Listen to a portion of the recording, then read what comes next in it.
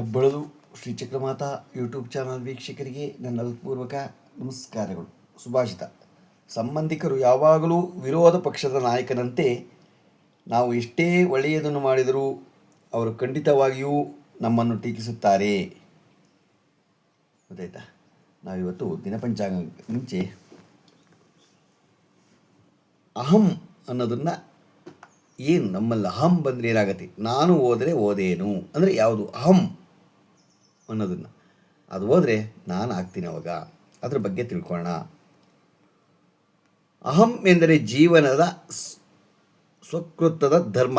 ಸ್ವಕೃತ ಎಂಬ ಶಬ್ದವನ್ನು ಸ್ವದ ಅರಿವಿನಿಂದ ಅಂದರೆ ತನ್ನತನದ ಅರಿವಿನಿಂದ ದೇವರದ ಸ್ವೀಕರಿಸಿದ ಕೃತಿ ಸ್ವರೂಪದ ಕರ್ಮ ಎಂದು ಅರ್ಥವನ್ನು ಬಳಸಲಾಗಿದೆ. ನಾನು ಹೋದರೆ ಓದೇನು ಎಂದು ಹೇಳಿದ ಕನಕದಾಸರು ಈ ಪ್ರಸಿದ್ಧ ಉಕ್ತಿಯಿಂದ ಮನುಷ್ಯನಲ್ಲಿನ ತನ್ನತನದ ಅಂದರೆ ಅಹಂಭಾವದ ವ್ಯರ್ಥತೆಯ ತಿಳಿಯುತ್ತದೆ.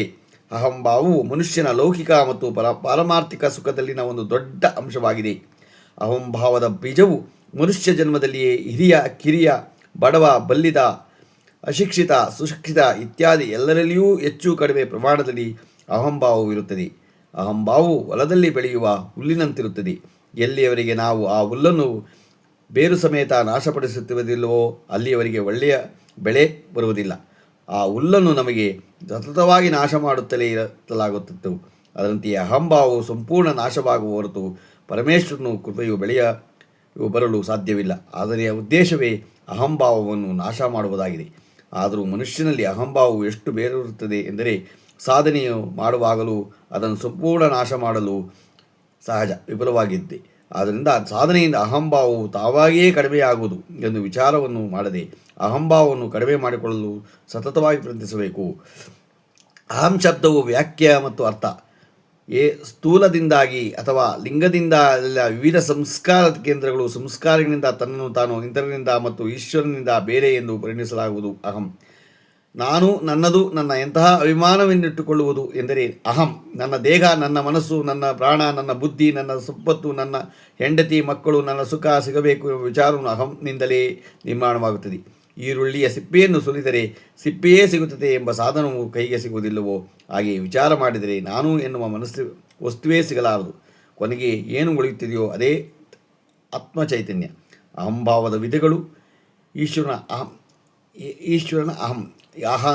ಅಹಂಕಾರ ಈ ಶಬ್ದವು ಅಹಂ ಆಕಾರ ಹೀಗೆ ರೂಪುಗೊಂಡಿದೆ. ಆಕಾರವು ಹೋಯಿತೆಂದರೆ ಅಹಂ ಮಾತ್ರ ಉಳಿಯುತ್ತವೆ. ಆಗ ನೀನು ಇಲ್ಲದಿರುವಂತಹ ನಾನು ಉಳಿಯುತ್ತೇನೆ. ಅರ್ಥಾತ್ ಬ್ರಹ್ಮ ಅಥವಾ ಈಶ್ವರ ಮಾತ್ರ ಉಳಿಯುತ್ತದೆ. ಅಹಂ ರಹಿತ ನಾನು ಎಂದರೆ ಬ್ರಹ್ಮ ಅಥವಾ ಈಶ್ವರ.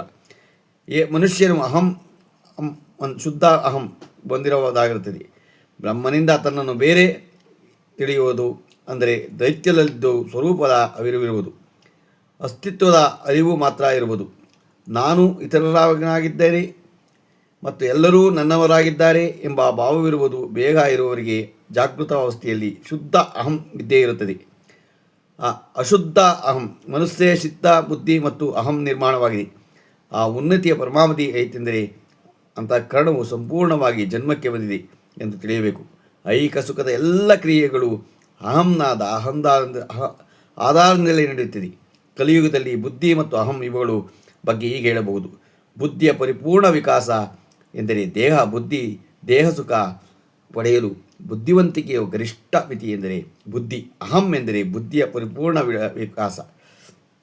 ಅಶುದ್ಧ ಅಹಂ ಎಂದರೆ ದೇಹದಿಂದ ಅಥವಾ ಲಿಂಗದಲ್ಲಿನ ಸ್ವಭಾವ, ವಾಸನೆ, ನಿಷ್ಠ ಮುಂತಾದ ಸಂಸ್ಕಾರ ಕೇಂದ್ರಗಳಲ್ಲಿ ಸಂಸ್ಕಾರಗಳಿಂದ ತನ್ನ ಅಸ್ತಿತ್ವದ ಅರಿವಿದೆ. ವಿಚಾರಗಳು ಹಾಗೂ ಭಾವನೆಗಳ ಅನುಸಾರವಾಗಿ ಅಹಂಭಾವವು ಸಾತ್ವಿಕ, ರಾಜಸಿಕ ಅಥವಾ ತಾಮಸಿಕ ನಡುವೆ. ಅಹಂಭಾವವು ಈ ಮೂರು ವಿಧಗಳಲ್ಲಿ ಅಥವಾ ತ್ರಿವಿಧ ಅಹಂ ಎನ್ನುತ್ತಾರೆ. ತಾಮಸಿಕ ಅಹಂ ತಮೋಗುಣ ಪ್ರಧಾನವಾಗಿರುವ ಅಹಂಭಾವವು ಭೂತಾದಿ ಅಥವಾ ತಾಮಸಿಕ ಅಹಂ ಎನ್ನುತ್ತಾರೆ. ಕೆಲವು ಸುಕೃತ ತತ್ವವನ್ನು ಮಾತ್ರ ತಿಳ್ಕೊಳ್ಳುವುದು. ಆ ರಾಜನಿಗೆ ಅಹಂ ರಜೋಗುಣದ ಪ್ರಾಬಲ್ಯವಿರುವಂತಹ ಅಹಂಭಾವವನ್ನು ತೈಜಸ ಅಥವಾ ರಾಜಸಿಕ ಅಹಂಭಾವವು ಎನ್ನುತ್ತಾರೆ. ಸದಾಕಾಲ ಸುಖಕ್ಕಾಗಿ ಚಡಪಡಿಸುವುದು.